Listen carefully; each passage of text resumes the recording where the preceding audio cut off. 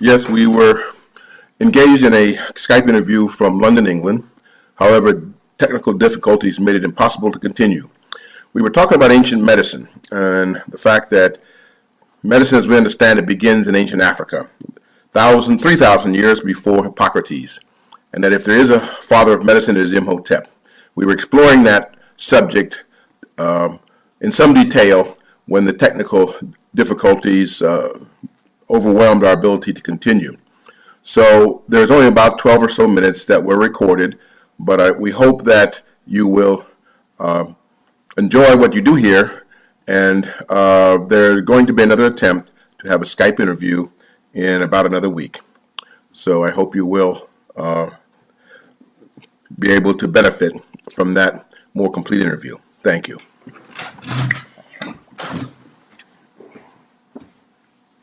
Greetings, Dr. Finch. Greetings. Is this Heraguti or is this?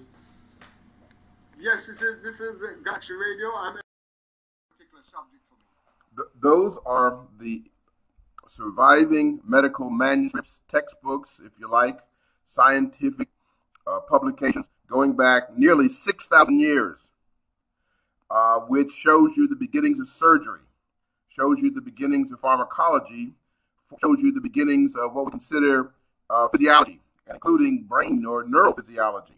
Now, this is 3,000 years or more before Hippocrates. Hippocrates never called himself the father of medicine, I might add. That was a name given to him afterwards. In fact, Hippocrates never composed the Hippocratic Oath. That also was composed centuries after he died.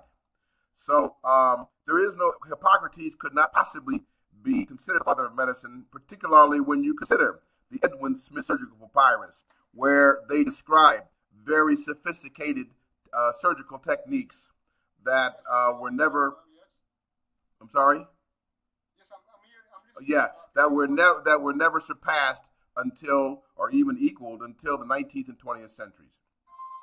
So the father of medicine, the beginning of medicine, is not to be sought in Greece. The Greeks never said, at least Hippocrates never said so. If there is a father of medicine, as such, it is Imhotep or it is no one. Yes, I'm hearing you, my brother. Yeah, so Imhotep is called the first figure of a physician to stand out clearly from the myths of antiquity. I call him the first universal genius of whom we have any knowledge, because he was not only an extraordinary physician, a divinely gifted physician, I guess you could say, but he was also a genius of an architect. He's the one who designed and built the first great edifice in stone, the step pyramid of Saqqara, and the connecting temple. He was also prime minister under Djoser, and he was also the composer of philosophical sayings. So I call him the first universal genius of whom we have any knowledge. He was considered divinely gifted, and in the 7th century BC, about 3,000 years after his death, he was deified as a god of medicine, considered the son of Pa. So if there is such thing as a father of medicine, it is Imhotep or it is no one. Right. So you've been cutting up, so I'm only hearing certain words Okay. of what you're actually saying. Um, But what I do understand so far, what you're saying, is that am I right to say that Imhotep far preceded the 500 years or so that BC that hello, Dr. Finch. I'm still here. I can hear you. Right. Yeah. Right. So that Imhotep, the father of medicine, he preceded people like Hippocrates by thousands of years. Yeah, at least 3,000 years.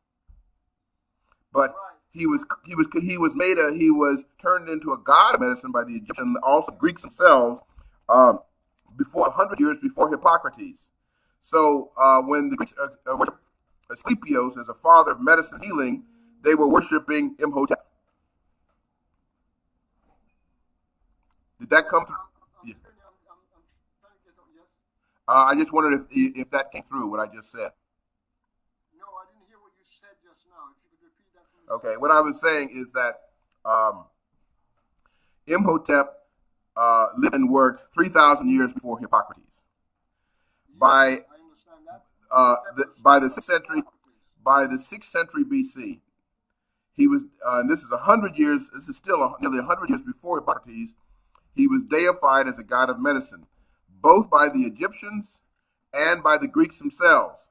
The Greeks called him Asclepios, and Hippocrates grew up in the temple of Asclepios. His father was a priest of Asclepios, so Hippocrates grew up worshiping Imhotep. And he would never, like I said, he did not compose the Hippocratic, he never composed the Hippocratic Oath. The Hippocratic Oath was composed 2 or 3 centuries after Hippocrates died. So much that has been attributed to Hippocrates is basically false information and false history. Asclepios. He was the Greek god of medicine, and the Greeks said Asclepios was Imhotep. Yes, there's about Amunet. Uncle Amunet has me. There's a couple of things. There are general public lectures on 5 different subjects and 5 different venues. And then there are more concentrated workshops, okay? Those concentrated workshops use as subject matter things that kind of try to get to the way people live. So there's two kinds of presentations: general lecture presentations, and then there are kind of interactive workshops that are going on also. So and like I said, there's a number of different subjects that we're going to tackle.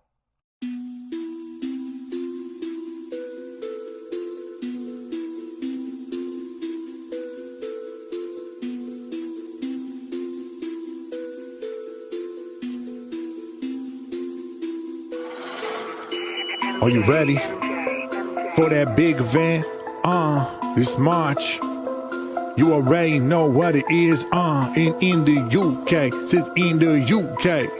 With Dr. Charles Finch, hope you ready for this. Letting people in, yeah. Lecturer the African queens, yeah.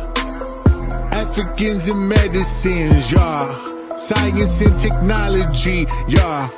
You already know this how it goes, yo. Get to know knowledge of self. Learn about the stars in your inner wealth.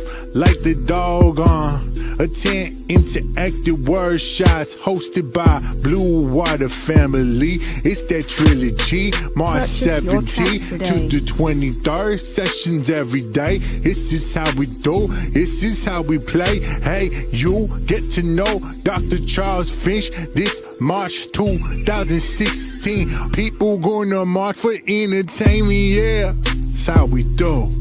Dr. Charles Finch, yeah.